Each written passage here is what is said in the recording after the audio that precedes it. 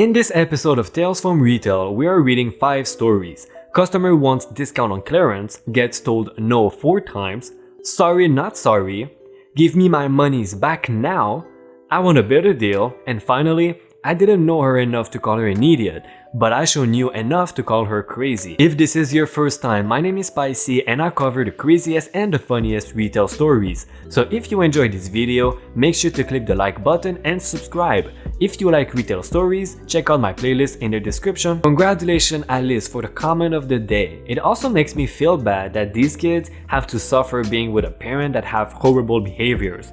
But for now, let's find some more Karens. Customer wants discount on clearance, gets told no 4 times. This happened yesterday and what took place was probably my weirdest experience with a customer who shall be referred to as CB, a choosing beggar. It is Memorial Day weekend and the store is packed. I was running clothes and helping customers, even though my managers told me not to. I was checking the system to find something for a customer when a choosing beggar walks up to me. The conversation goes like this. Do you work here? Yes, I do. Okay, is there a discount on clearance? No, clearance doesn't get discounts.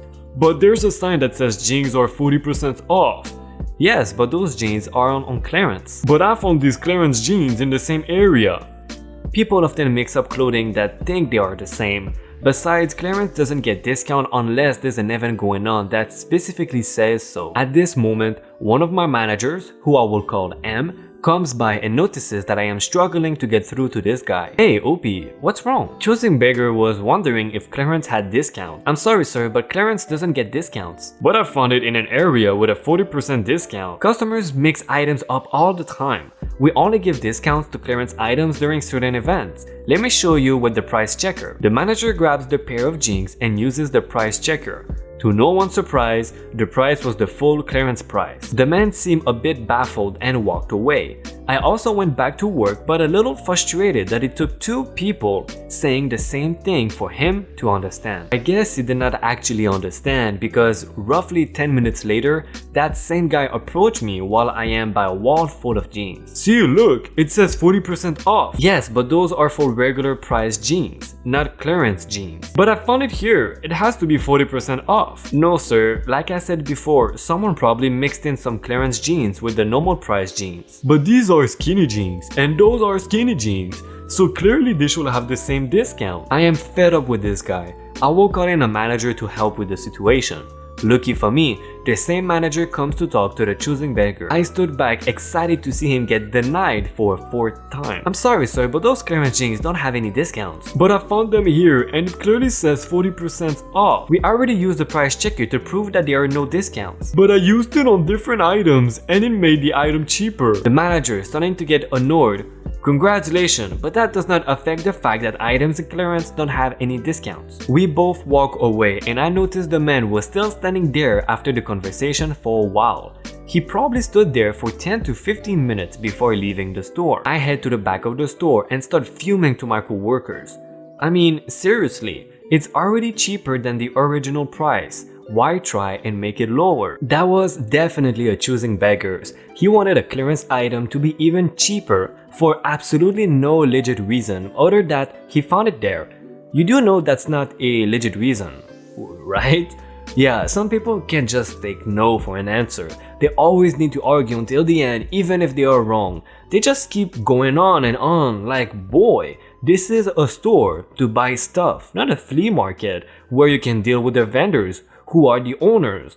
They are there to clock in, clock out, and go home with the least problems possible. They even check with the price checker. Like, boy, are you serious? The prices are in the system. You can't just make up new prices because of some BS like that. This Mel Karen gets a level 40 for being persistent and annoying. I'm glad nothing more happened, honestly. Sorry not sorry. I work in an arts and crafts store that boasts custom framing. When I take a customer's art, I always inform them that our frames and mats are built at another location and sent to us. but their artwork remains at the store and all assembly is done in-house. I tell them the due date is 2 weeks from today and we will call as soon as their custom piece is done. Despite all of this information, this never stops them from calling and asking to check the status. if their frame is ready, or if they can pick it up tomorrow. Usually the answer is, I am still waiting for your components. I am still waiting for your components, and I am still waiting for your components. I had a customer call on Friday, May 24th asking if it's ready. Her due date is June 2, so I told her I am still waiting for her components to come in. I really am, I'm not even lying. Then she calls today, Sunday, May 26th, so I tell her I am still waiting.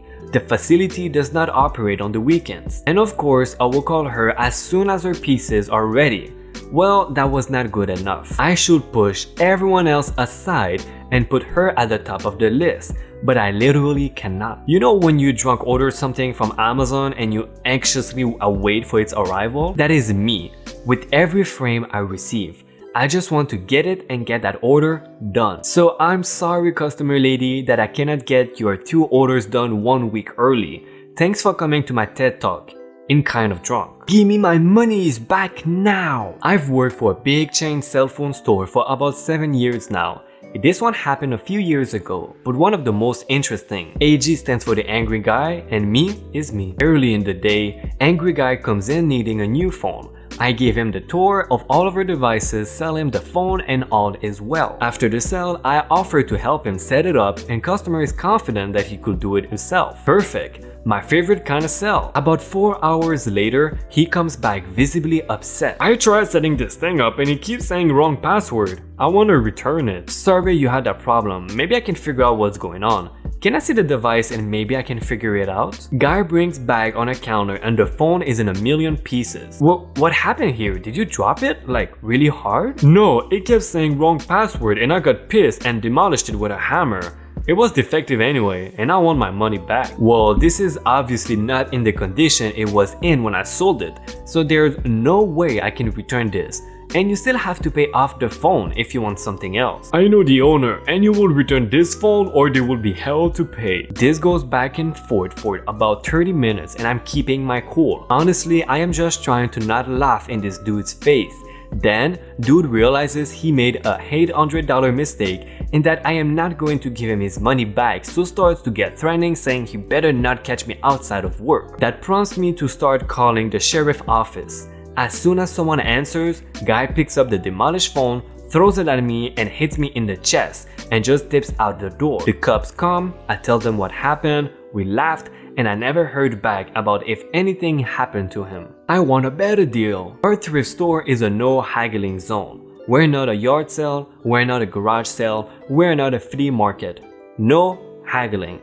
This concept, however, does not compute for some people. So a man, who I found out later is notorious for repeatedly badgering staff for haggled on prices, comes up to my registers. He's got this folding lawn chair complete with those net-lined holes to stick your beer into when you want to give your hand a rest. It is collapsed and he puts it on the table with a damaged price sticker facing me.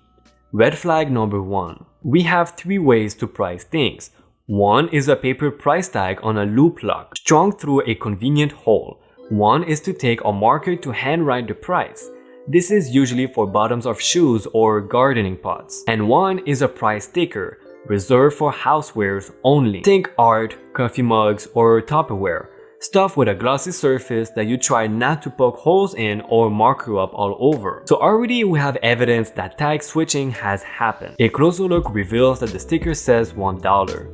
Red flag number 2. I'm sorry sir, but this sticker is not the price for this item. There is no way a lawn chair is only $1. I turn the lawn chair around until I find the actual price on the loop lock on the end of the chair that was facing away from me. $40. I ring it up. This is a chair. That means it falls under your 50% off furniture sale. Unfortunately not. Our furniture sale counts toward indoor furniture, such as recliners and couches only.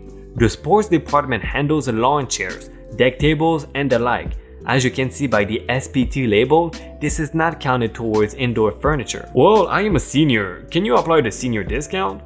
Sure, that's 10% off.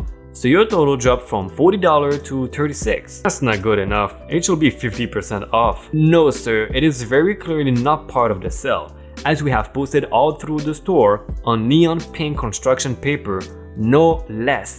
This is not a case of confusion or honest mistake. Well then, can you give me a better deal on this? Okay, now I am irritated.